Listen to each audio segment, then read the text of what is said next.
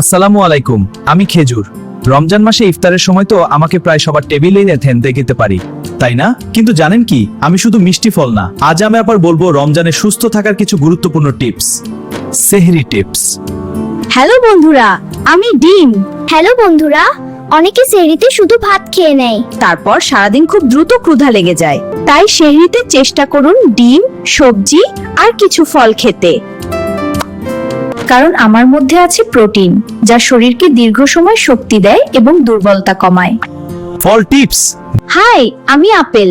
রমজানে শরীরকে সুস্থ রাখতে ফল খাওয়া খুবই গুরুত্বপূর্ণ। আমার মধ্যে আছে অনেক ভিটামিন ও ফাইবার, যা হজম ভালো রাখতে সাহায্য করে।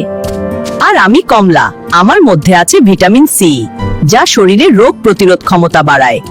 শরবত টিপস।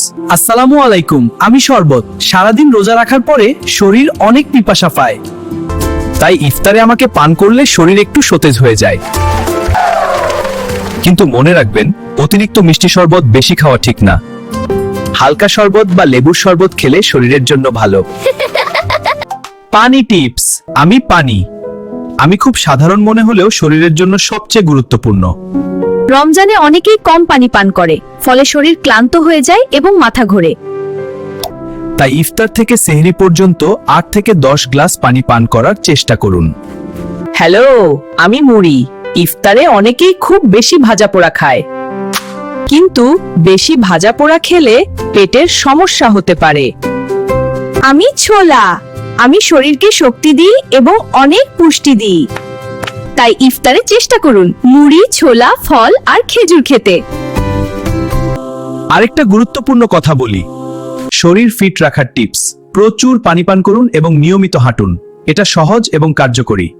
ইফতারের পরে যদি একটু হালকা হাঁটাহাঁটি করেন, তাহলে খাবার সহজে হজম হবে এবং শরীর ফিট থাকবে।